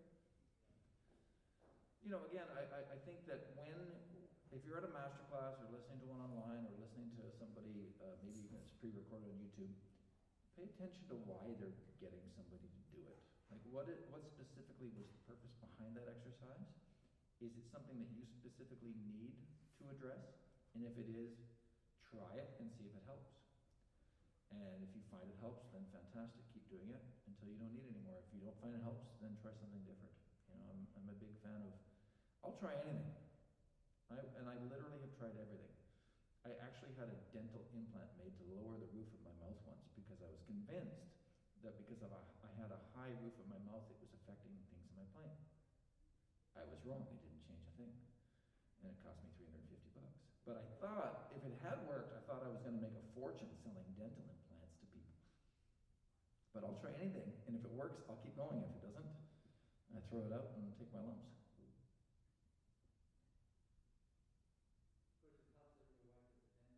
Well, this was years ago before I met her, so actually, in the end, now that I think about it, I didn't pay the guy because he thought it was a really cool idea, and so he charged it to my insurance fraud. Hopefully it's enough years ago that I can't get nailed for it now. He charged it to my insurance as a necessary dental implant. Well, okay, well, that's very interesting. Any other questions coming in? Vanessa Freilich has asked, have I tried filing my teeth down? Yeah, no, I haven't. There is some theories out there about creating space between the teeth by filing your teeth down. Don't do it. I actually also knew a trombone player whose one of his bottom teeth stuck out farther, and it affected his playing because it was causing a callus when you played low. And so he also filed that down. But I don't recommend it as a husband of a dentist. If you take off that enamel, your tooth will die. And if it dies, you'll have false teeth. And if you have false teeth, you can't play the trombone or the trumpet anymore. So at least it's difficult. So try not to do anything permanent with your teeth. I will say, again, as the husband of a dentist, take care of your teeth. Because once you lose them, you can't eat very well. Well, you can't play either. Okay. That's good to have the dental perspective here. Yes. There's a trumpet player in Toronto named Jack Train who sort of became a, he is a dentist. Yes, sure. And he has a few opinions on things. But I just remember what Herman Vickers told me, and that is, whatever you practice music, get the wind blowing, listen, and you can probably play really well. Yeah, I mean, you look at someone like Toby Oft in the Boston Symphony. He had a pretty drastic injury when he was a kid. He had, I think, a metal rod go through his top lip or something like that. It was a car accident, something really bad. And so many, many years he played way off to the side, and was very successful. And then one day he said, I'll just play through the scar tissue, see what happens. And he moved it over, and obviously it worked as well. So the things that you can get around if you find ways without doing anything permanent, I think there's a way to make it happen for sure. Yeah,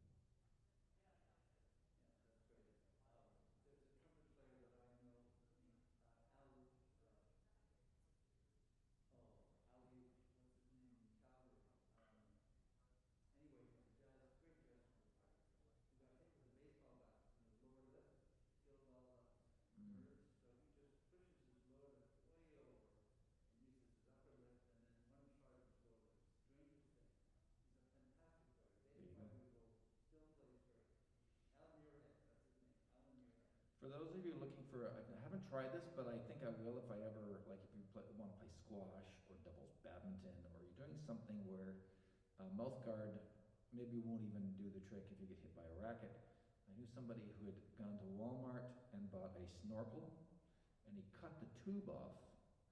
So, when you buy a snorkel, it goes into your mouth, and there's a little rubber or plastic thing that covers the lips. And the tube is big, so you can breathe just fine.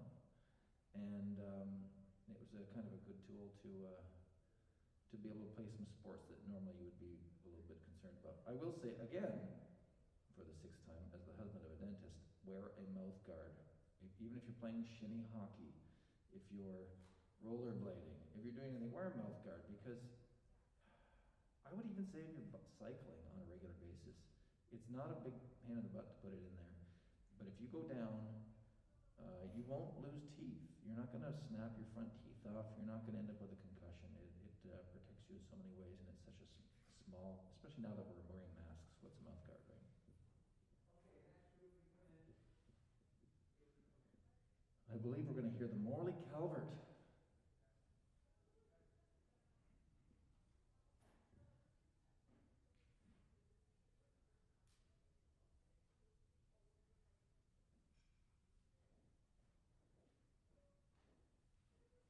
So everyone, just while the next group is getting set up, I'll ask everyone to stay tuned for news about next week, and also for the chamber concert on Monday the 30th at 7:30. I think we're going to start a lot earlier.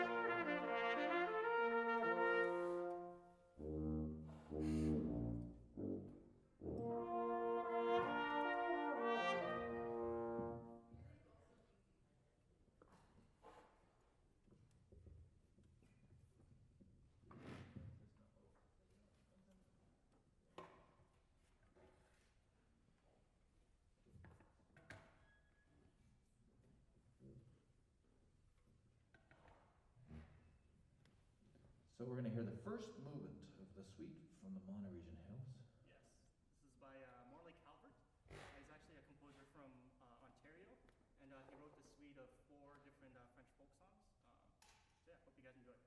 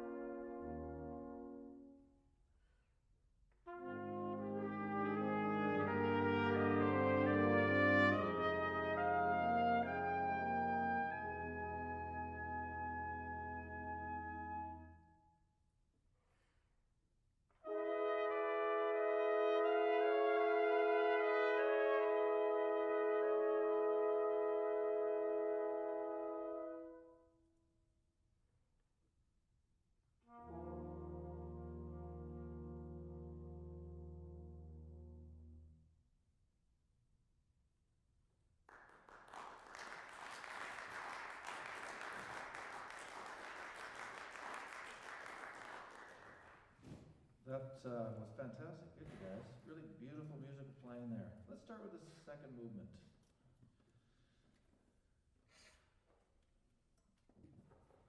This is an interesting one because when you look at it on the page, there's, for whatever reason, a part of us that wants to play this a little bit static. You know what I mean by that? I mean, reading right off the top of the horn, there's this 3 repeated notes that want to be kind of tee ta ta tee, almost like distant. But I was looking at the words to these songs. You know what this one's about? I believe it's she's like a sparrow. She's like the sunshine, like the river. It's full of passion. It's almost like a Streisand love song, Barbara Streisand love song here. And I wonder if we can, at all times, keep that more in mind. So there's take the restrictions off the music making even more than you are. I think you guys are doing a really great job of phrasing and keeping the beauty to the sound. But I wonder if we can allow that to happen even more. So even off the repeated notes,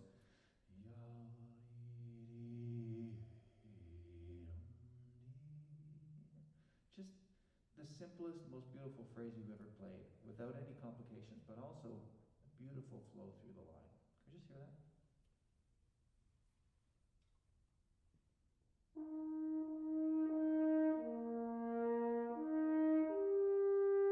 Good. To me, still those first 3 notes sound, it's almost sounding like a military call in the distance. But because it's a distance, we lose the militariness of it. I still want more connection, and let's put the words. She's like a sparrow. You wouldn't go, she's like a sparrow. I mean, some people might, but let's not. Let's blow through it a little bit more. One last time.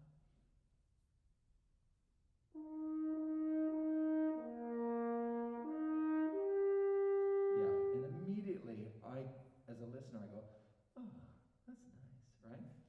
Now, one thing I don't want to talk about pitch too much, except that while the horn is holding this note, we need to work around the note he's sitting on. We can't, the chord changes, but we can't expect him to keep shifting that melodic note around to fit the chord, which means we have to go with him. So can you just play the note you end up on there? And I want to hear the downbeat of the second bar from everybody. And then when I do this, we'll go to the next beat. And when I go to this, and I want you to tune to the horn.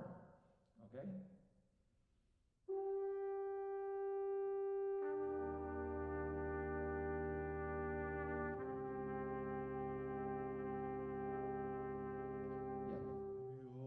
Need to come down a little bit more.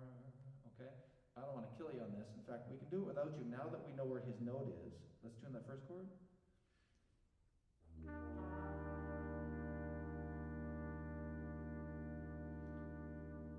Here, just tuba. There, everybody in? Except horn. Next note. Okay, good, just tuba. A little lower. There, everybody in. That's it, next note. Next note. Okay, that's it. So, really, if we can get the tuba to lock into what the horn is doing, everybody will go to you. And that's not a bad thing, right? So let's just take this off the top and just understand that if the horn is out of tune on that note, it's not his fault, it's your fault. Okay? All your fault. Let's go from the top.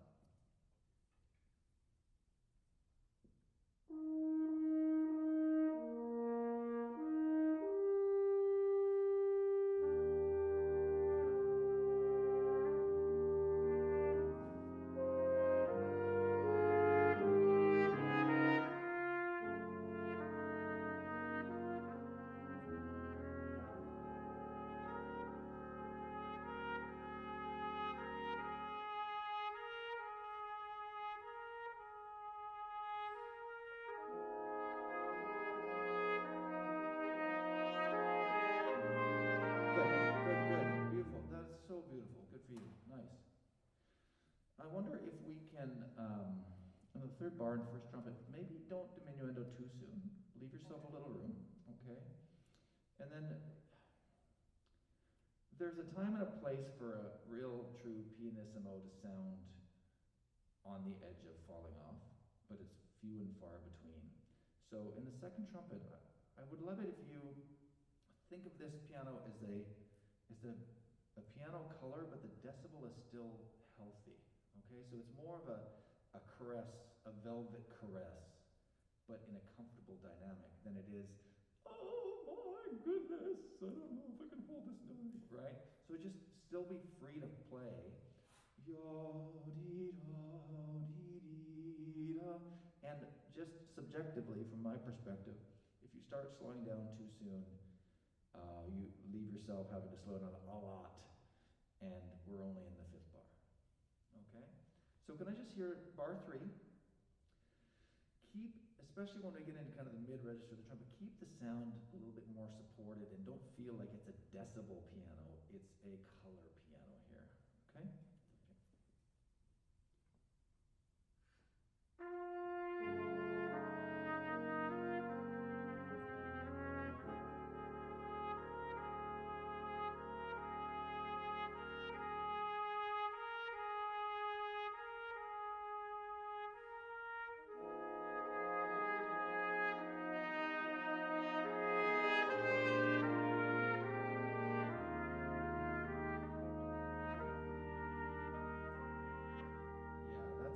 Good. See the difference here now?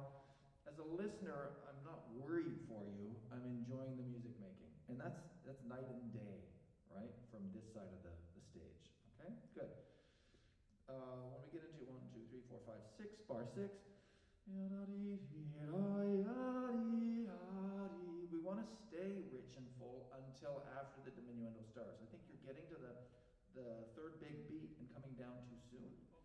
And so this is a beautiful moment where everybody opens up for the first time, and I want to enjoy it just a little bit longer before we allow it to come down. And again, don't come down too far so we don't leave the second trumpet player into this gaping hole of pianissimo land, okay? So it should just feel very relaxed, like we open up, we blossom, and then we come back, and it's not small and tiny, it's just soft, okay? One more time, just right at the out tempo, bar 6.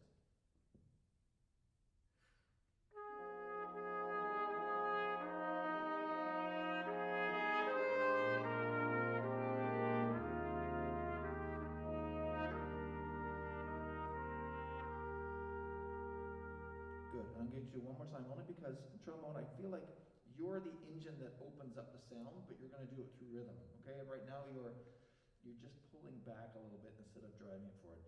Dee ta dee ta dee ta dee. Allow the motion to go with it, and I think the whole thing will have the whole group then will feel it together. Okay? Right now it's like you're like I don't wanna, and I want you to be the driving force here. One last time, go on.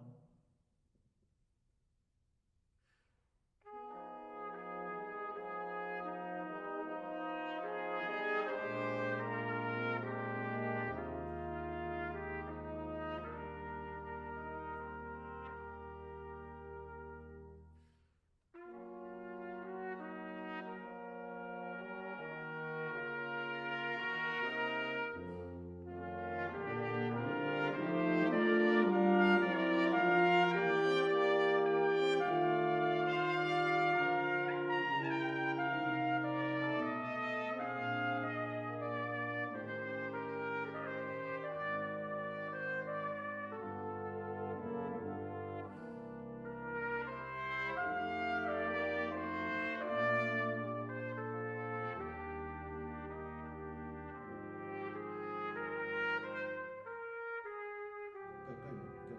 All right. So this, when we get to 1, that was great, by the way, right before 1, good for you. When we get to 1, can we feel like this crescendo in the 3 middle voices leads to the downbeat, mezzo forte of the tuba? Because right now I'm hanging,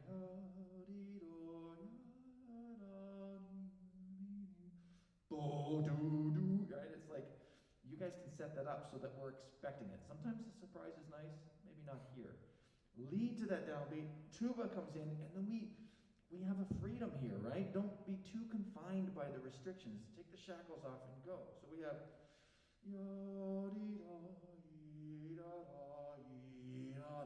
bum. Ya bum beam beam bum beam. Go, go, go, go, go.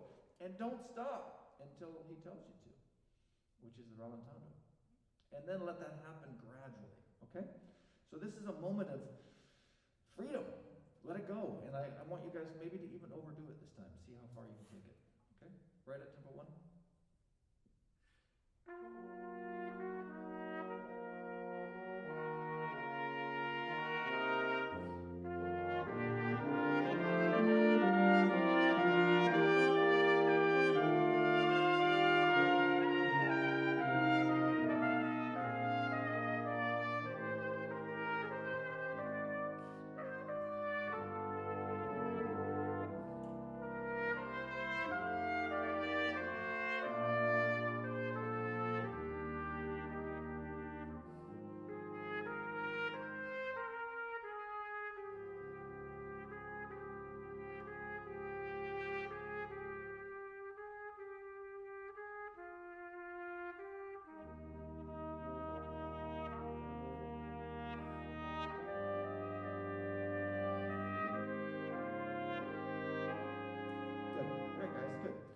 So I will say, that's great. I think still more crescendo.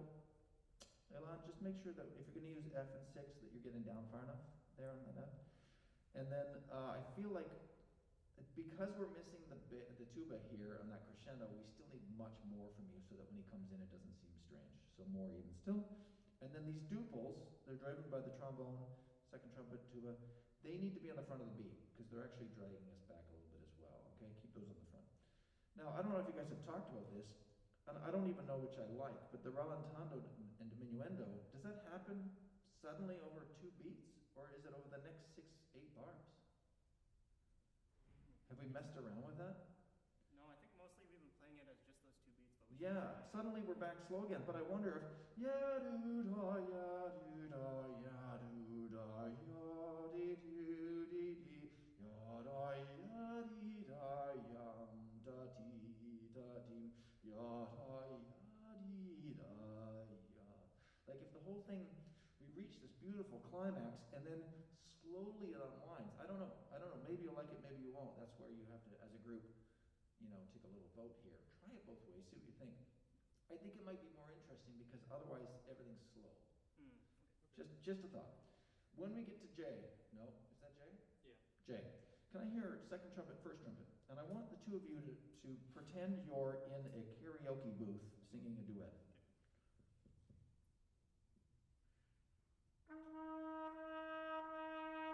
Wait, poco più mosso.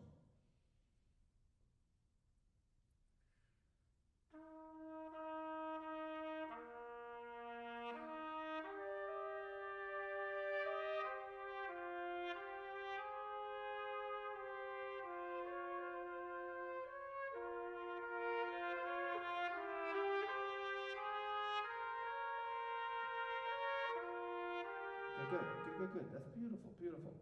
Right now, what dynamic do we have in the second trumpet?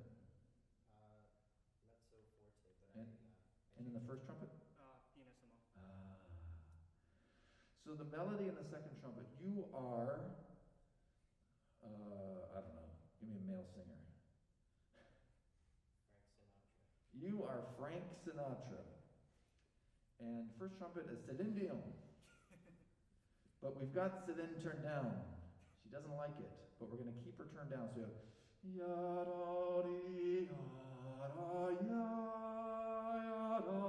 you're going to just pour your heart out. And on top is this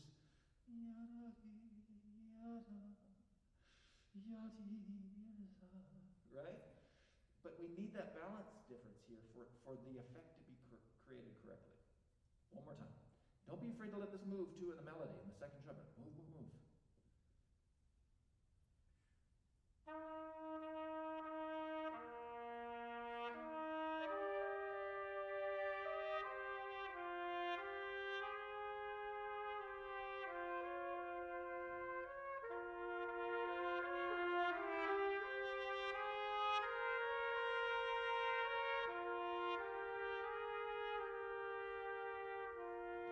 Yeah, that's it. for my liking, I could still use more second trumpet. I'd love to hear some vibrato. I'd love to hear you go over the top musically with this. And don't feel like they're going to follow you. If you want to have a little push through the line,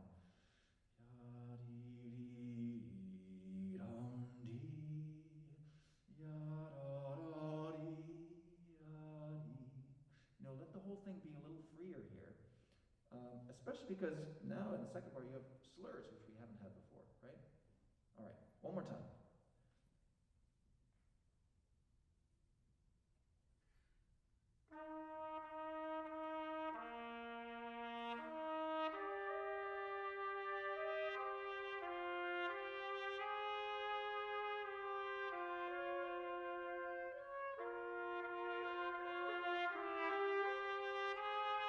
Yes, and because we're short on time, we're going to move on. That's fantastic. Now, everyone else, when you come in, you're supporting that.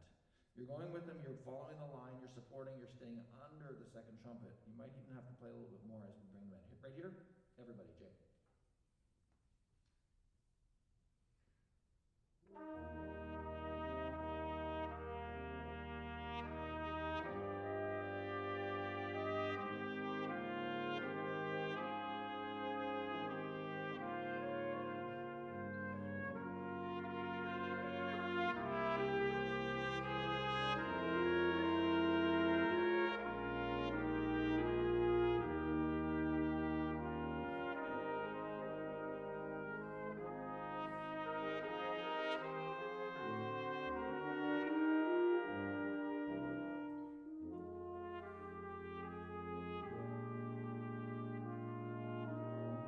Good. Stop there for a second. So you can hear how now we have to go slower. And if we're too slow with what we just did, then it's really going to start to die. So again, move it. And it's going to help that the accompaniment, dee, da, passionate moving all the way through this. Keep them driving. The last two bars before K, don't get softer. I don't see a diminuendo there. Only in the first trumpet. Okay? So keep it going, keep it going, keep it going, keep it. And then at K, then we go back to this beautiful soft ending. Okay? 2 before K to the end. We're going to go a little quicker.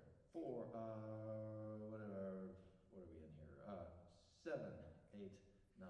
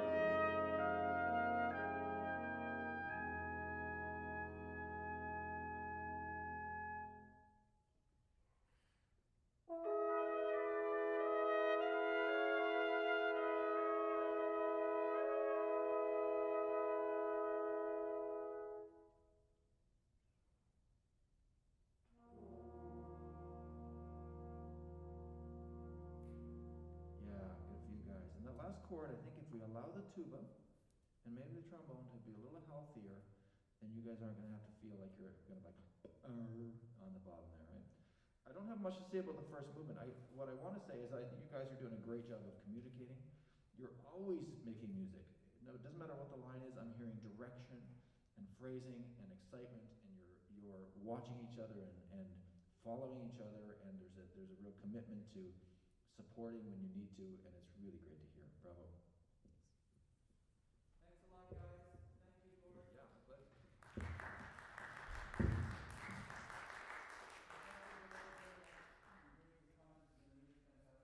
Wonderful and beautiful comments, and thank you all. I'll let you know what's going on for next week and the Monday night concert as well. Okay? Good job, everyone. All performers, bravo.